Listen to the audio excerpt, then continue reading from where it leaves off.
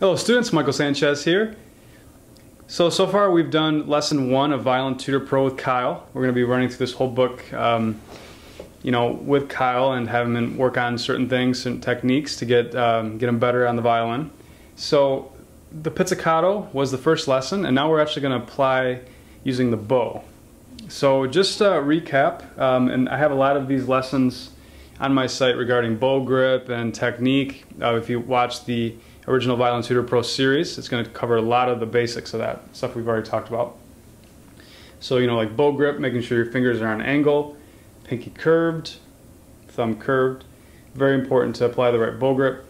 Making sure we're not grabbing the bow too tight and just extending the arm out and then bending when we come back this way.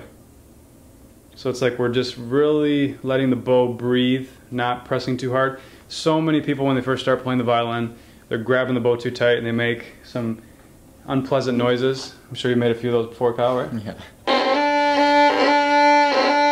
Anything related to that is always something to do with your bow grip, your bow hold. So it could be a number of things. I'll actually name 5 of them that it could be. It could be your back fingers are pressing up too much against the bow. It could be your thumb is guiding the bow too much. Okay. It could be that your whole arm is kind of forcing the bow too much to go back and forth. So what I want you guys to do is really think about small muscles. Small muscles being the wrist and small muscles being the index. Between those two things, you can guide the bow appropriately without using big muscles. And when you do that, that's when you get the good, solid sound that you want. You guys see when I'm coming this way, I'm bending the wrist? See that? I'm not doing this, using the whole arm. Notice how I got all the way to the tip as well. So I didn't go like this far, I went all the way here. That's a really good habit to get into. The hard part. It's the hard part, yep. Now if you're gripping the bow too hard, it's going to be more difficult to kind of play up in here, right, Kyle? Right. Kind of worked on that.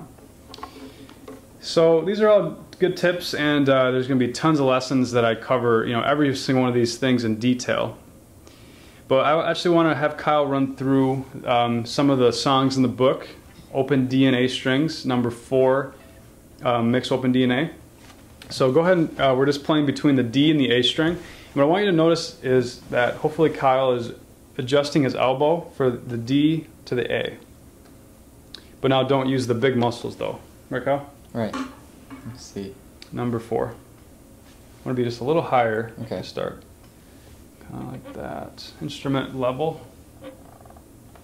Go. Rest. Rest. Rest. Rest.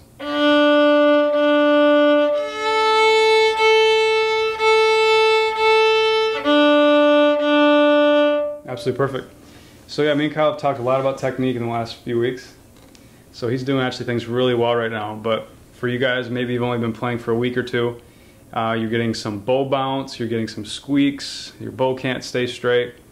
Promise you, it just takes time. Kyle's been playing for what, 2 months? Yeah, 3 months. So it's going to take some time. But just remember that any single thing that happens that you don't like has something probably to do with your bow grip, but it can be fixed. So just work on it with, bow bouncing, same kind of thing. If we're gripping the bow too tight, if we're applying some of the pressures we talked about. So very good. That was supposed to start a little higher on the D string. Like you said, it was supposed to be here. I was like down here. Yeah. Basically, you want to be about level. You want your elbow to be about level with the instrument. Okay. When you're on the D string. When you go to the A string, it drops down to here. Okay. So you're kind of in between these two spots. Now, what's important, I see this a lot as well, is that students, they kind of gradually go over to the A string, like this, gradually, instead of a sharp change. So you want your bow playing to either be here or here, not somewhere in between. That's when you're going to get kind of a wispy sound. So don't go. See, I'm kind of gradually going over. Hit both strings too. Be really sharp, so like this.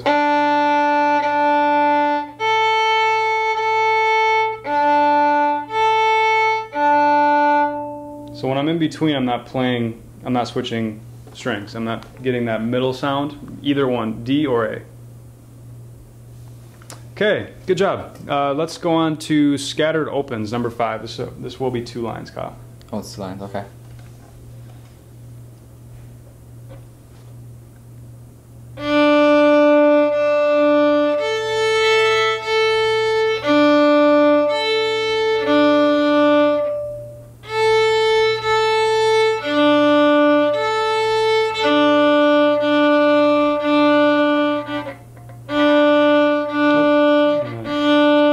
Oh, it's A. That's all right. Okay. Keep going right there at 2nd line. Okay.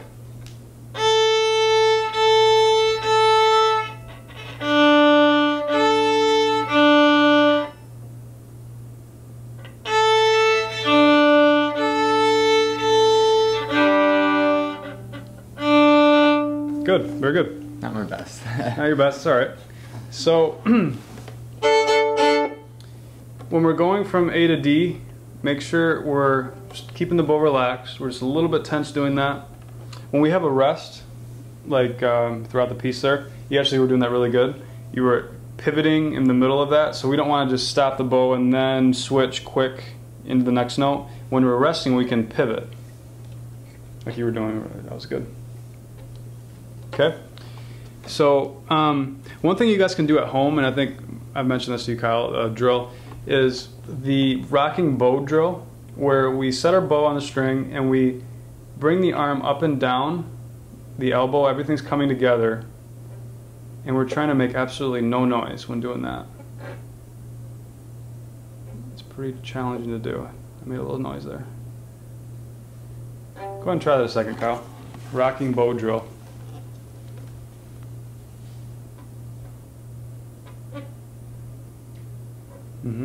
It's pretty good.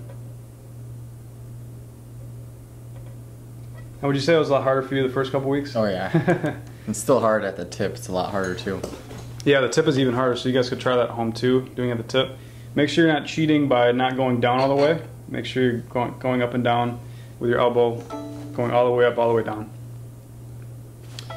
Very good. So I think we have one more here. Nope. The next one's going to be lesson 3. All right, so thank you so much for watching, guys. Lesson 2. In the next lesson, we're going to be covering putting some fingers down, I believe, on the violin, which is going to have some technique involved with it. So please email me at rivertownviolin@hotmail.com if you have any questions, and I hope you guys have a great day.